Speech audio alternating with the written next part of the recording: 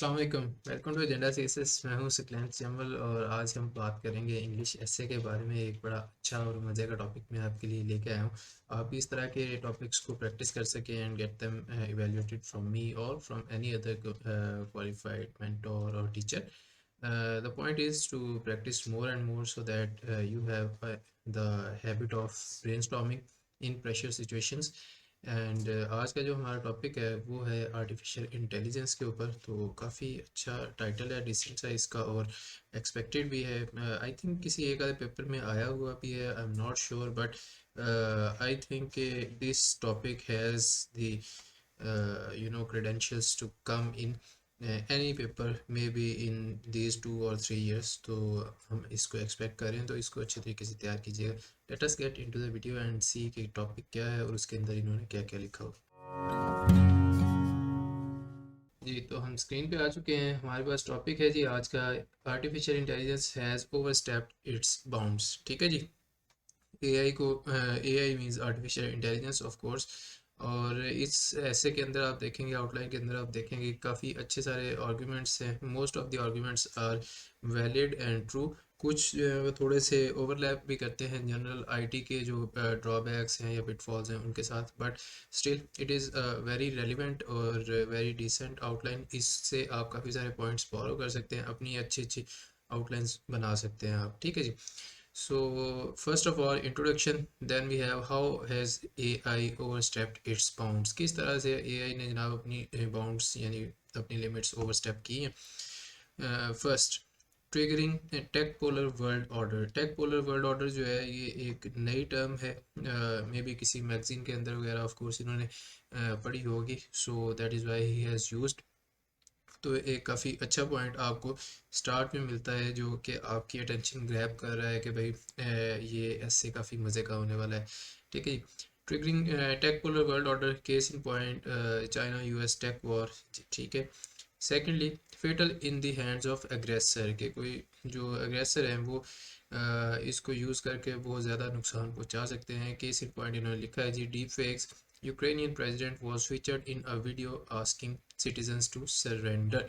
तो artificial intelligence की power जो है उसको नेगेटिवली अगर आप यूटिलाइज करते हैं तो उसके बहुत सारे हार्मफुल इम्पैक्ट्स हैं. और डीप फेक जो है वो बहुत कॉमन होता जा रहा है. चाहे आप रश्मिका मंडाना की वीडियो देख लें, चाहे आप पाकिस्तान की पॉलिटिक्स के हवाले से देख लें. कुछ मंथ्स पहले हमने काफ़ी पॉलिटिशियंस से भी ये सुना था कि ये डीप फेक वीडियोज़ और ऑडियोज़ जो हैं जनरेट की जा रही हैं ताकि हमें ब्लैकमेल या मेलाइन किया जाए.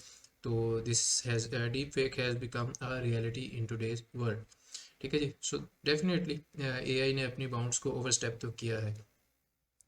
Third, we have dividing the world into have and have nots. Haves and have nots, और हैव नॉट्स के दरमियान में डैश लगा दे. Developed countries are adopting AI related technologies, however developing countries are far behind in it. ठीक है जी.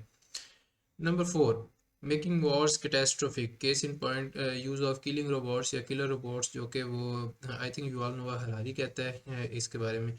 सो this is also very valid point. Number five, undermining concepts of free will and free society. तो जहाँ पे free will और free society के लिए हम इतनी सेंचुरीज से स्ट्रगल कर रहे हैं और डिफरेंट फिलोसफर्स ने अपनी थ्योरीज वगैरह दी हैं या आहिस्ता आहिस्ता इस पर कंट्रीब्यूट किया है. अब कौन सा दौर आने वाला है कि आर्टिफिशियल इंटेलिजेंस की वजह से फ्री विल और फ्री सोसाइटी आहिस्ता आहिस्ता ख़त्म हो जाएगी. क्यों ख़त्म हो जाएगी? क्योंकि there is no public opinion but publish opinion. तो जो आपको दिखाया जाएगा आपका आहिस्ता आहिस्ता ओपिनियन वही बनता जाता है. यू वुड नोटिस कि जिस तरह की चीज़ें आपकी न्यूज़ फीड्स वगैरह में आती हैं आहिस्ता आहिस्ता आपका नैरेटिव, आपका ओपिनियन जो है उसी की तरफ डलता जाता है. तो अगर आर्टिफिशियल इंटेलिजेंस जो है वो आपको tailor made like political content या फिर एजेंडा बेस्ड कंटेंट सजेस्ट करना शुरू कर दे तो आपकी फ्री विल नहीं रहेगी. You will be you can say indoctrinated by the data that is being provided through the machines. Number six, more communication with machines. More communication with machines की बजाय actually आप कहना चाह रहे हैं over dependence on technology. Case in point, impacting humans inherited instinct of sociability. तो हम sociable कम होते जा रहे हैं और हमारी ज़्यादा डिपेंडेंस जो है वो टेक्नोलॉजी पे है. So this is a more precise way of saying it I think. Number seven, Identity crisis faced by Muslims, faced by humans. Sorry, it is evident from the course of history that humans have been the center of their societies, but now machines are replacing humans. अच्छा, machine replace कर रही हैं, ठीक है, लेकिन identity crisis जो है वो थोड़ा सा एक डिफरेंट कॉन्सेप्ट है. It is the situation when you do not know where you belong, who you are, what you need to do and how you need to do it. So identity crisis और चीज़ है, और एक जो है centre stage होना या फिर स्पॉटलाइट आपके ऊपर होना, वो एक अलग चीज़ है.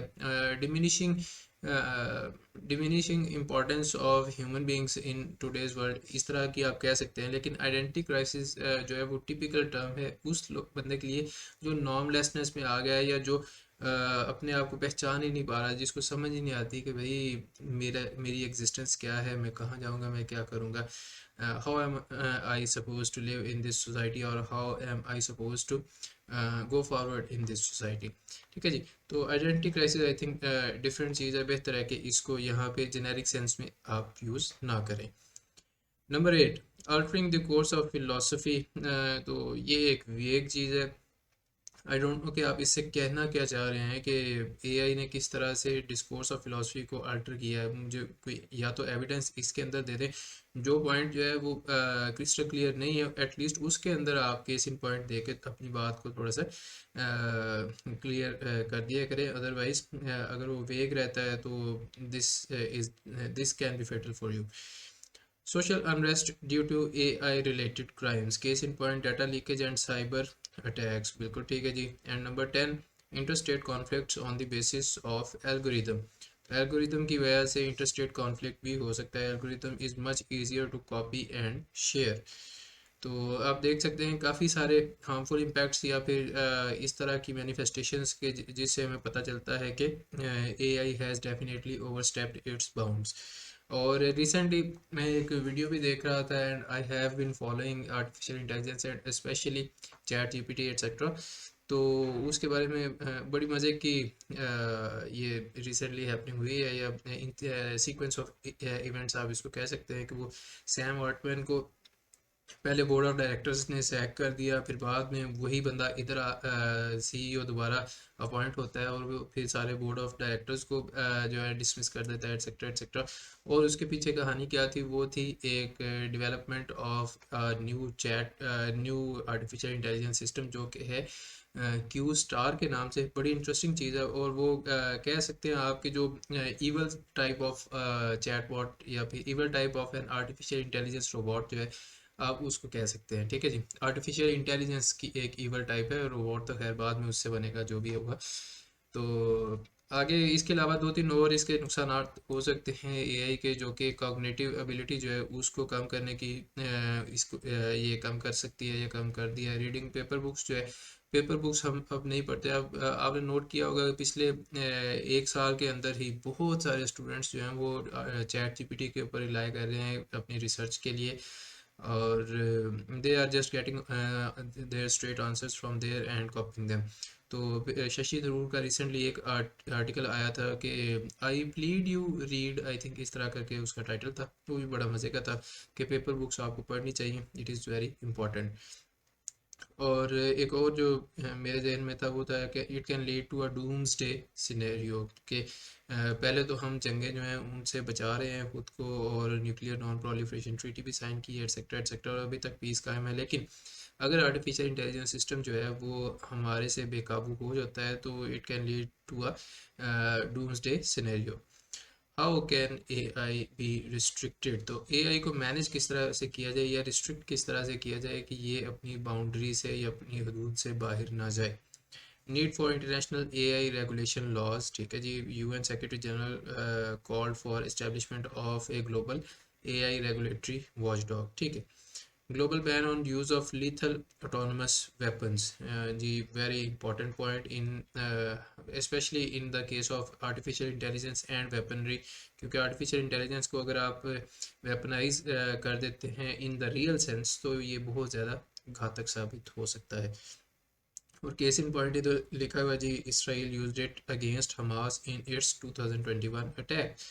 तो काफ़ी अच्छा एक केस इन पॉइंट है, लेकिन इससे मज़ीद आप थोड़ा सा और आई थिंक ज़्यादा बेहतर केस इन पॉइंट दे सकते थे। Human centric AI development, case in point the age of AI by Henry Kissinger. अच्छा हाँ, इस पे मैंने इसलिए रेलिवेंट का कहा हुआ कि देखें, ban on the use of lethal autonomous weapon जो है, बैन लगाएं, ठीक है। बैन के हवाले से अगर आपके पास कोई केस इन पॉइंट या एग्जांपल या कोटेशन वगैरह है तो उसको यहाँ पे यूज़ करें, बजाय ये कि आप ऑपोजिट साइड की जो चीज़ है उसको as an example in this point use करें कि भाई इसराइल ने यूज़ किया था तो इसको बैन करें, ठीक है। या तो इस इधर पूरा आपको लिख दिया, लिख दें, अगर नहीं लिखा तो ये एग्जांपल एक्चुअली उसके कंट्रारी है, ठीक है जी। चले, number 4, state laws preventing perils of AI. ऊपर वाला the age of AI by Henry Kissinger, Kissinger साहब जो कि अब वफात पा चुके हैं। State laws preventing perils of AI के स्टेट्स को अपने लॉज बनाने चाहिए पैरल्स ऑफ एआई को प्रिवेंट करने के लिए, और पैरल का पी स्मॉल रखा करें। और European unions AI act, very good. And last point we have public awareness pertaining to beneficial use of artificial intelligence through media, बिल्कुल ठीक है। एंड कंक्लूजन, तो काफ़ी अच्छी आउटलाइन है, थोड़ी बहुत गलतियां हैं लेकिन इनको अगर आप रीड आउट कर लें और इसको थोड़ा सा फाइन ट्यून कर लें तो ये काफ़ी अच्छी आउटलाइन बन सकती है। मुझे कमेंट्स में बताइएगा कि आपको ये वीडियो कैसी लगी, और आर्टिफिशियल इंटेलिजेंस के ऊपर या फिर ऐसे के ऊपर मज़ीद वीडियोस आपको चाहिए या नहीं चाहिए, या फिर आपको इन वीडियो से फ़ायदा होता है या नहीं होता। और अपने दोस्तों के साथ भी वीडियोस शेयर कर दिया करें, and make sure you like and subscribe, and I will see you in the next video. तब तक के लिए टेक केयर, अल्लाह हाफिज़।